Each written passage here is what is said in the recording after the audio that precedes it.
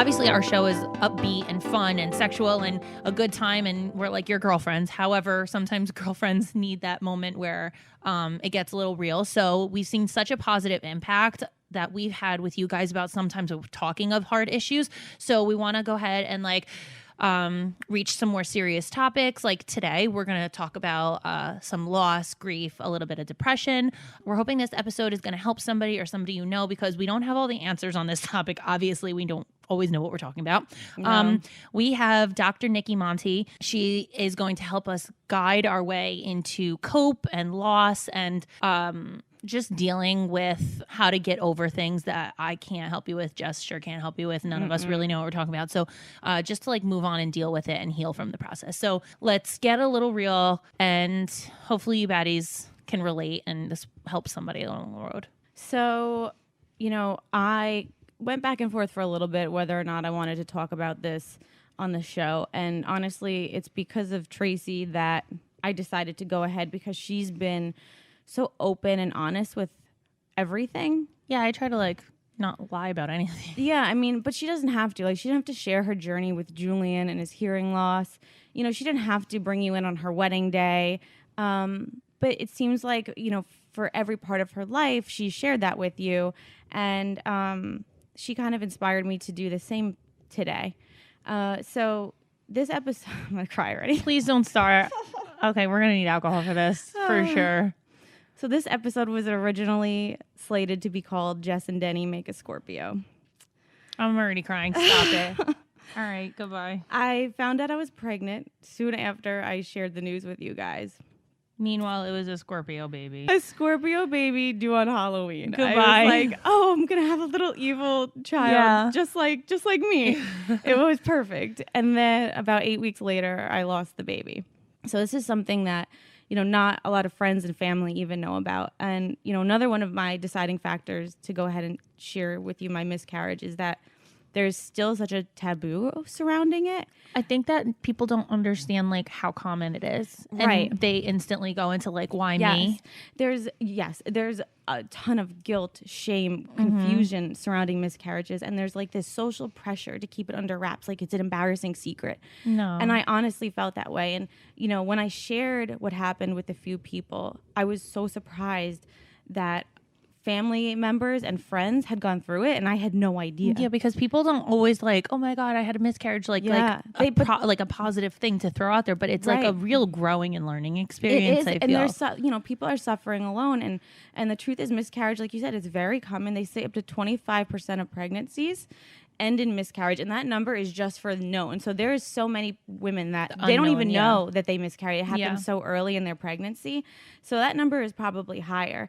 So I'm like, okay, if miscarriage is so common, why does no one talk about it? And why aren't we offering better sympathy? Yeah. When Jessica told me, it was something I never shared with anybody. And I also I would bring up casually and ask her how are you doing? But it wasn't something that I called her every day checking on her, because I always, when I called her, would always try to change the subject onto something else and make it that's what you're supposed to do when people have anxiety attacks. You're supposed to, instead of harping on their anxiety and being oh my God, are you okay? What do you need? Blah, blah, blah. Stay calm, breathe. You're supposed to change the subject so that the person gets out of their head. Yeah. And that's pretty much what I was trying to do with her. Every time I'd call her, I'd be so this is what's going on and blah, blah, blah. How you feeling? And then asking her quick, but then moving on, because it's something that if you harp on and keep almost manipulating your own brain to be well, I can't believe this, I can't do anything. It's paralyzing. It's so funny because everyone took a different approach. Yeah. I found. I think I'm the most aggressive. No, but your approach was really great because it would put a smile on my face. It made and you acknowledged it. You never pretended it wasn't. No, I didn't want to act like it didn't happen, but I also didn't want you to sit there and always think about it. So I always tried to change your mind about it. So let's start at the beginning. So listen, I know everyone has different experiences, so this is mine, okay? And if you feel like this can help yourself or someone open the windows of communication. If your husband, your friend, a family members, or if you know anyone that's miscarried, I'm hoping this episode helps you feel comfortable with how you go about the conversation. Yeah. So Denny and I started trying, and I everyone's like, okay, doctor's like 6 months to a year. So I was like, okay, I think I'll be ready in about a year. Yeah. Okay. Okay, cool. Cue 1 week. I got these fucking ovulation strips. I don't know what I'm doing. Dennis goes literally like, because today I was like, oh, Den, I think today's a 10-day. We're supposed to have sex. And he's like, you've said that 7 times. And I'm like, I don't know what I'm doing. So Also, can I put that Jessica may be a fucking genius, because while all of us are pissing all over our hands getting a pregnancy test, this girl peed in a cup and dipped the pregnancy test into the cup. Why are all of us continually peeing on our hands? Why are we doing this? When she told me that, I was like, why are you a fucking genius? Who didn't think of that? Like, even with one of my friends, she thought she was pregnant and she was like, I can't hold it, I can't see. So I held her pregnancy test. She peed all over my hand. I'm like, why wouldn't I just hold the cup for you? Like, oh my God. What the hell? Like, why did none of us think of this? Yeah, I used like these little actually I had them, they were Jello shots, like leftover They're cups. fucking hysterical. I was dying when you told me this. This is so funny. So I had these ovulation strips and I didn't know what I was doing, and I was peeing on them every day, and I ovulated. I think they were positive, so I thought I ovulated, whatever. And then I stopped doing this strips because I was like, all right, I ovulated. And I'm like, you know what? Let me start peeing on again. Let's do it. So I have positive ovulation. So for like 5 days in a row, I was getting positive ovulation strips. And I'm like, am I broken? So I Googled it, and Google was like, if you have fucking 10 days of positive ovulations, you may be pregnant. Extremely and I was fertile. like, no. I was like, no. So I had a pregnancy test that I got from Walmart that was literally like $3. And I'm dead serious. I've never taken one my entire life. I've never had you guys know me. I'm fucking a paranoid freak. Yeah. I've never had this an girl has accident. like a fucking drawer full of condoms. I've never seen anything like it in my life. A fishbowl. Yeah, it's a whole fishbowl. So I'm like, I pee on this pregnancy test, and I'm like, there's the one line that shows the test is working, and then there's the other line, and I'm like, is that a motherfucking line? And what did I tell you? As faint as the line is, if there's a second line there, you're pregnant. You're pregnant. No matter if it's like barely seen, it's pregnant. So let's just say I spent my whole life on Google looking at other women's tests, trying to see if it was a positive. And I'm like, you know what? I pretended like it wasn't a thing. And like, I kind of made a joke to Denny, and we looked at it, and I was like, no, it's kind of a line, but not really, whatever. So the next day I read, they're like, all right, go get the test that is pink. Says the word pregnant? Well, first they were like, get the test that's pink. It's way more accurate. I was like, okay, cool. So I went and I got a pink test, and the pink test That's showed what up I always use. super fucking accurate. I was like, no, still in total denial. Next day I go back, I get tests that say pregnant, not pregnant. When I tell you this girl spent her rent on buying pregnancy tests, she must have had 45 tests. I was blown away. So that just says pregnant. I go, shit, I think now I have to tell Denny what's going on. It's the time. So I went out to the store and I got like a book that has like, it was like, daddies, like you're going to be a dad, like book, whatever. And I got like, the best is, again, I don't even drink coffee. I go to Dunkin' Donuts. I go, I need the largest coffee you have. And the girl goes, so you need a large? Oh shit, it's not called venti here? Yeah.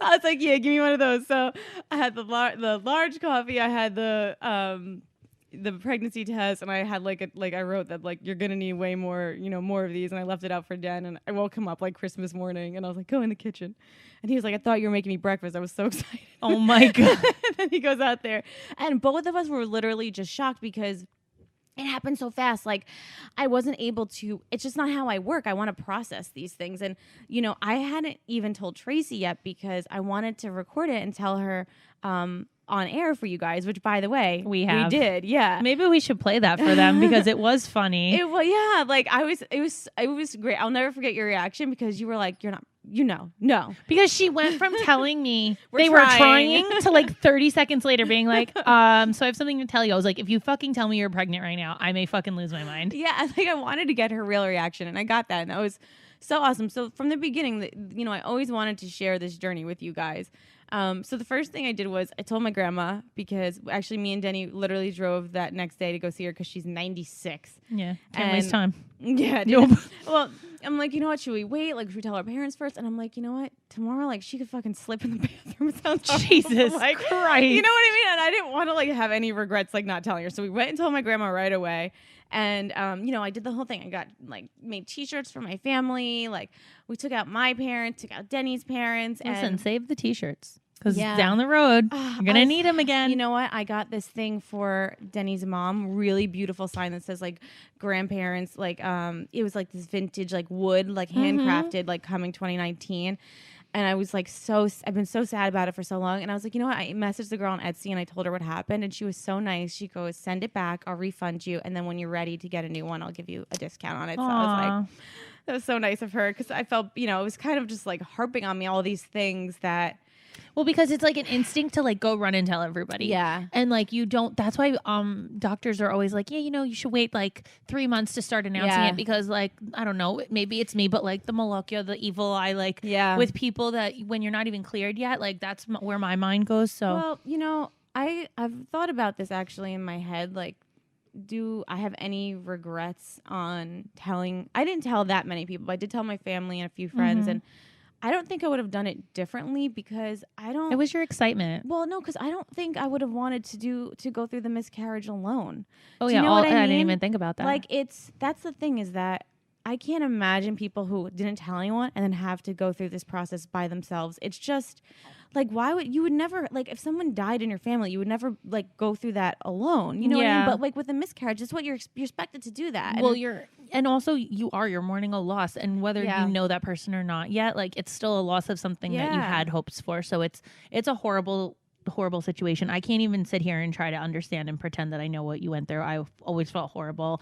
But I also told her all the time, I'm like, do not let this discourage you to continue trying because first of all, she got pregnant on the first try. Like, I'm like, maybe your body went into shock. Like now that it knows what's expecting, like then things will go better. Like you don't know how your body's ever going to process it. Everyone is different. All bodies react differently. I had 3 different kids, 3 different pregnancies. So I can't even tell you like once you're pregnant once, you know what to expect. I have no fucking idea. They were all different. That's crazy to me. So I like, try that's to why remember that. Yeah. Like your body is different with every experience. And I was like, maybe yours just went into like panic mode. And that's what a miscarriage really is just the body not ready. Don't forget, guys, new clips air every Thursday. So see you next Thursday. Hosted on dimlywit.com. Even though we are not your best examples, We're the best you've got. so cheers, bitches. Cheers. Make sure you subscribe to our channel for updates. And if you like this clip, share it with a friend.